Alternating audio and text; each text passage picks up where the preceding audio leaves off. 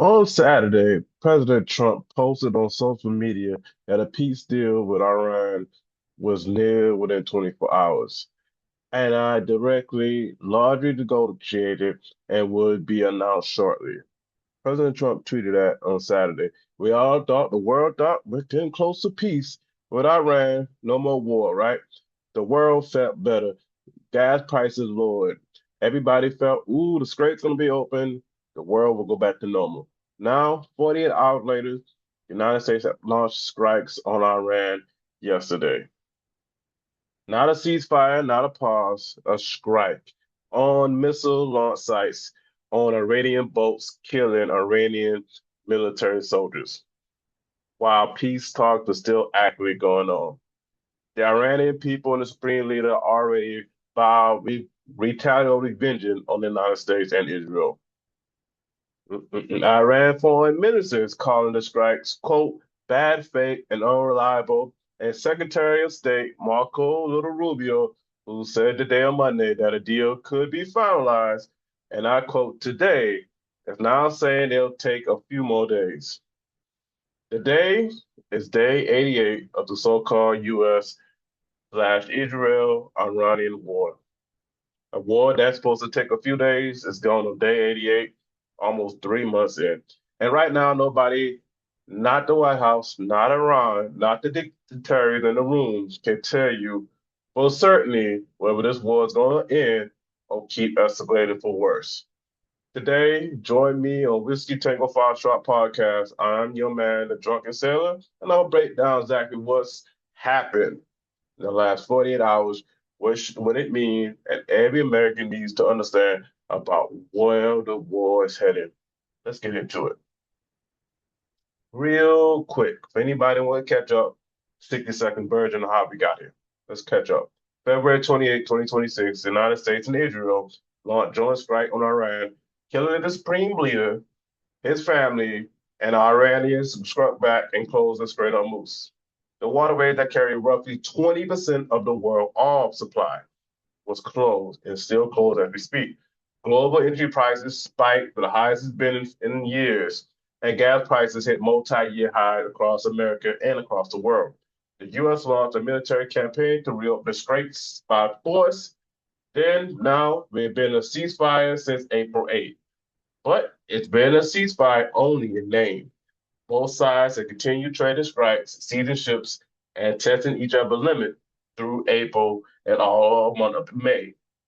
Through it all, diplomatic negotiations have been running in parallel. But they have been first by Pakistan trying to negotiate, Russia trying to come in, China demon trying to get a peace deal. But at the same time, we're still seeing like we're so close but so far away. Something have to push this to the edge. What's happened this weekend is the most serious rupture yet. And here we exactly how it's unfolded hour by hour. Let's talk about it. Let me walk you down the last 48 hours of what happened. So Saturday, May 23rd, President Trump posted on Truth Social that a peace deal with Iran is largely negotiated and will be announced shortly. He tweeted that on Truth Social. This is not a small post. This is what the President of the United States telling the world and the markets that the war is officially over, all prices dip, hope rise globally. Everybody's feeling good. The Iranian foreign ministers who have been negotiating these peace deals tell CBS News that Iran had made several major concessions, including zero uranium stockpiling, zero enrichment, and a full verification by the International Atomic Energy Agency with a possible American contingency involved.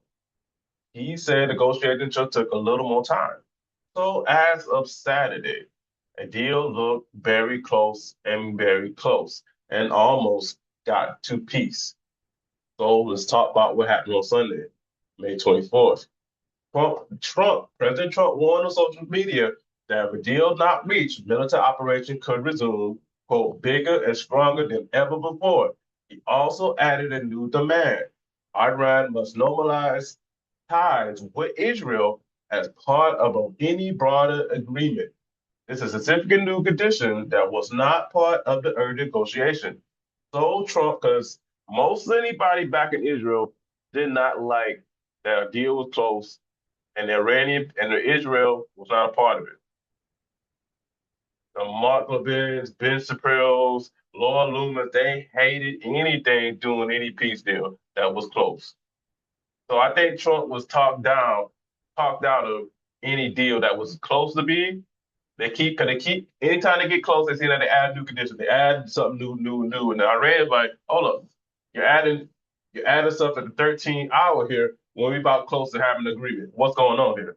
Because I don't think these people want peace at all. They don't want a real deal. Because no, Israel doesn't at all. Early Tuesday morning, today, May 26, 2026, local time in Iran. While negotiations are still actively going on, U.S. Central Command announced a series of what they call self-defense self-defense strikes in southern Iran. Targeted includes Iranian missile launch sites and boats that Central Command said were, quote, attempting to replace mines. They call it self-defense. Lord, help us here. Central Command spokesman Tim Hawkins said the strikes were carried out to, quote, protect our troops from threats posed by Iranian forces and add that the U.S. continue to defend our forces while using restraints during the ongoing ceasefire. Iran see it very differently. Iran foreign minister called the strike a sign of, quote, bad faith and unreliability. The Iranian new supreme leader, also the son of the last leader who was killed in February, issued a statement bound that he caused likely retaliatory strikes against the United States. And the Iranian Islam Revolutionary Guard Corps, the IRGC, declared a strike, quote, violation of the ceasefire. So the Iranian Islam Revolutionary Guard Corps, the IRGC, say this violates the ceasefire, and we're going to retaliate worse. And that's all Iran been doing. Iran had to strike first. They haven't had no sneak attack like the United States and Israel have. Anytime you attack them, they hit you back. So the United States is saying we'll self-defense going after the speedboats and Navy in the Strait of Hormuz. And you got peace talk going on. Come on. We can't be doing this cowardly shit. We're going to talk peace. If we don't have a peace or ceasefire, then start the war back. But don't start attacking people when they keep doing it 3, 4 times already, when they sit down trying to make a deal. Eventually, these people gonna stop coming to the table, negotiate, and just say, it's all you want is war, is all we're gonna give you. And they're gonna fuck up the rest of the world. So today, Tuesday, Secretary of State Marco Rubio tells reporters that talks are being held up by disputes over quotes a word, a sentence, he said, a breakthrough may take a few more days now. The intimate deal now mine will take a few more days. This is the same Rubio who said Monday that a deal could be finalized, quote, today, and Trump at a Memorial Day celebration at the Arlington National Cemetery still since a deal is close. Deal's not close. These people just manipulate the markets at this point. So here we are right now, ceasefire with quite a bit of firing, a peace deal with no peace and no deal, and two countries simply bombing each other and negotiating with each other. We are done, guys. The key sticking points, why it's so hard. Let's talk about it. Let's break down why this deal keep almost happening. We keep getting close but no cigar. And then not happening because there are 3 core issues that have not been fully discussed. Issue 1, Iran nuclear program. That's the big number 1 of anything. The U.S. demand that Iran hand over an entire stockpile of rich uranium immediately to the United States to destroy.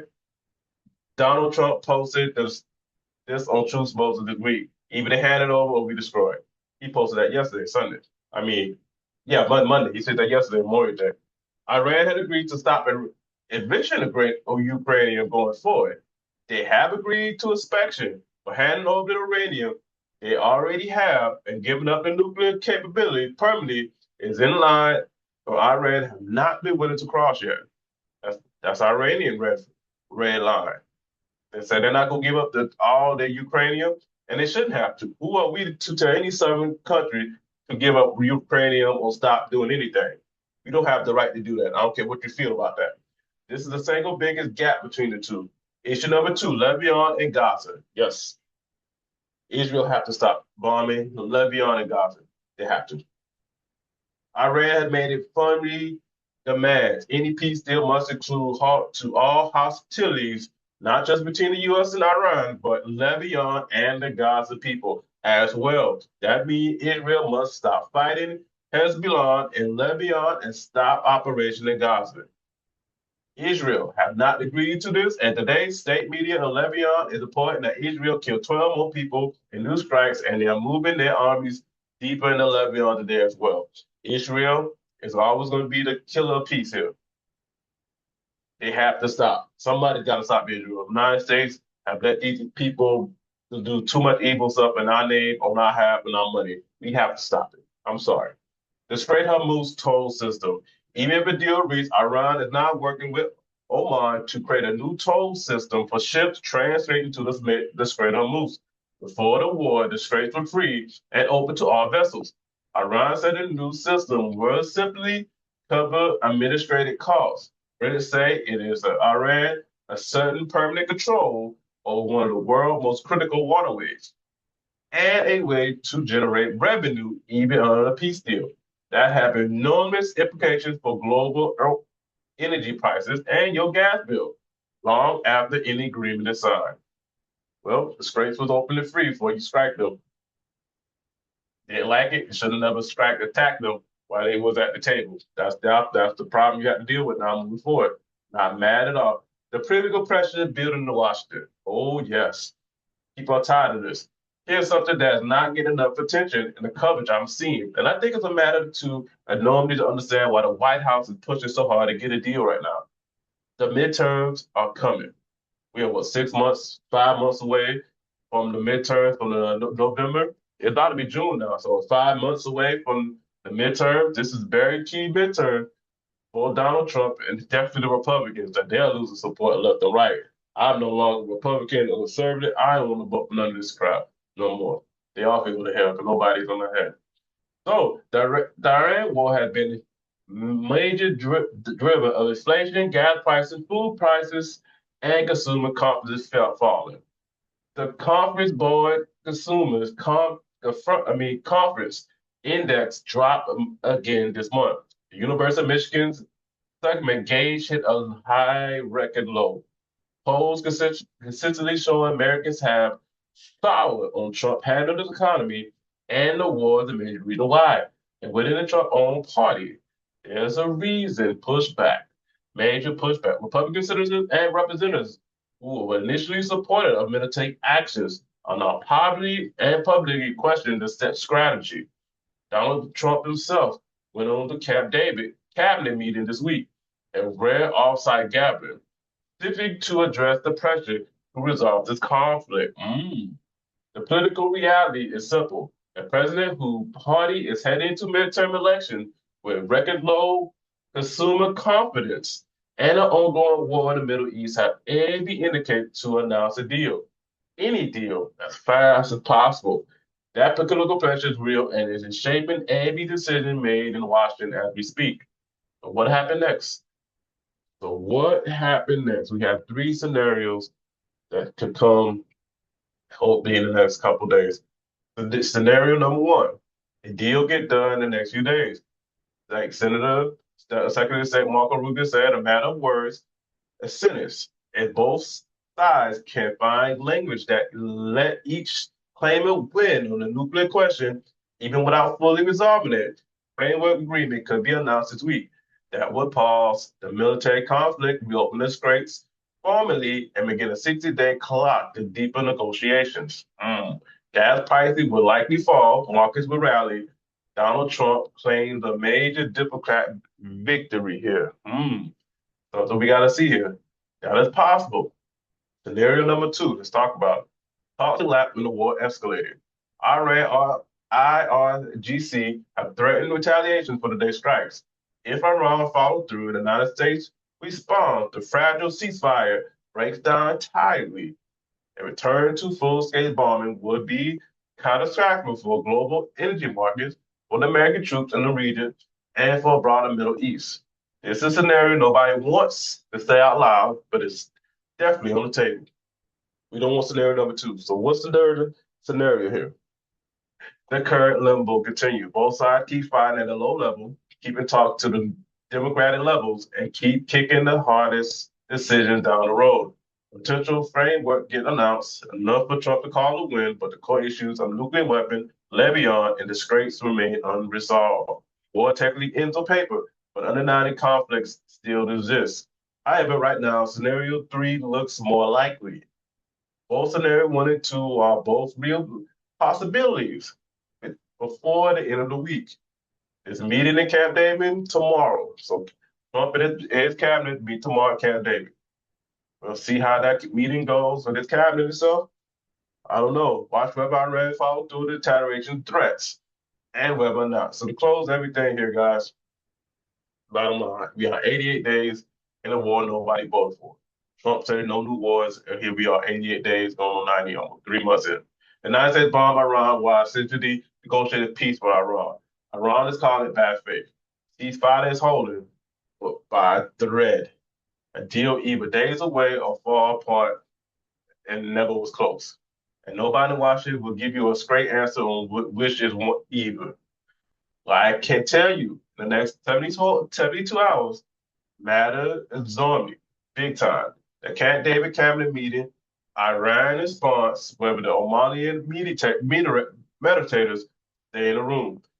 I'll cover everything from this, every developments here moving forward. So hope we get a deal. Hope that we don't get nothing crazy, but it's not going to be easy, guys. But that's all I got for you guys. I'll keep you updated with this war.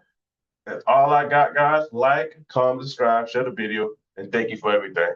Thank you for being here, guys. I'm out.